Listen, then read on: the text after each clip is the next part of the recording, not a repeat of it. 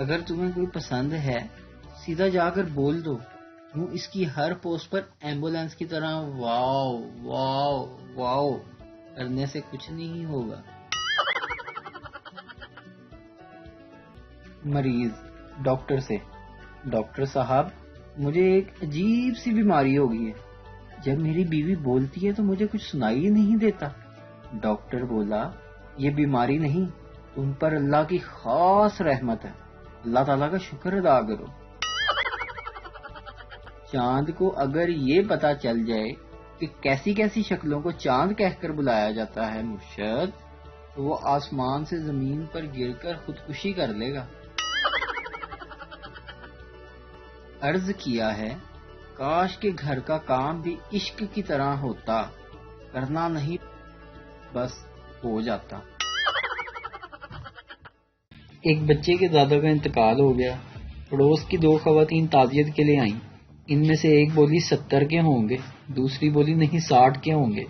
پاس ہی بیٹھا بچہ بولا، چلیں آنٹی، نہ آپ کے 70 نہ 60، مجھے 40 ہی دے دیں۔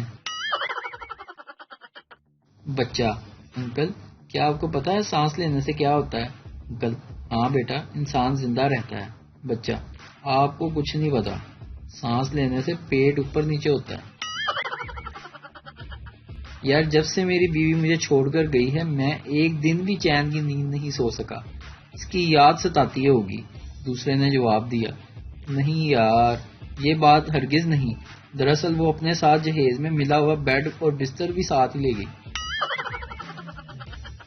منا اپنے ابا سے: ابو آپ کو معلوم ہے کہ امی اندھیرے میں بھی دیکھ سکتی ہیں؟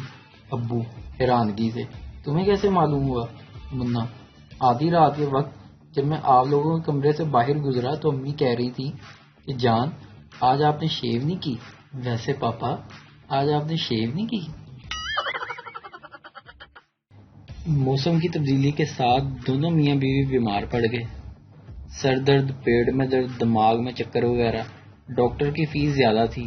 پیسے بچانے کی غرض سے انہوں نے سوچا کہ دونوں میں سے کوئی ایک ڈاکٹر کے پاس چلا جائے اور اس کی تجویز کردہ دوائیں استعمال کر کے دونوں صحت یاب ہو جائیں۔ انہوں نے ٹاس کیا کہ کسے جانا چاہیے۔ بیوی جیت گئی۔ اگلے دن بیوی ڈاکٹر سے میڈیسن لے کر آئی۔ شوہر نے پوچھا کہ ڈاکٹر نے کیا بتایا؟ بیوی مسکرائی، شوہر کے پاس بیٹھ گئی اور بولی، ڈاکٹر کی تشخیص کی روشنی میں کہا جا سکتا ہے کہ ہم دونوں ہی امید سے ہیں۔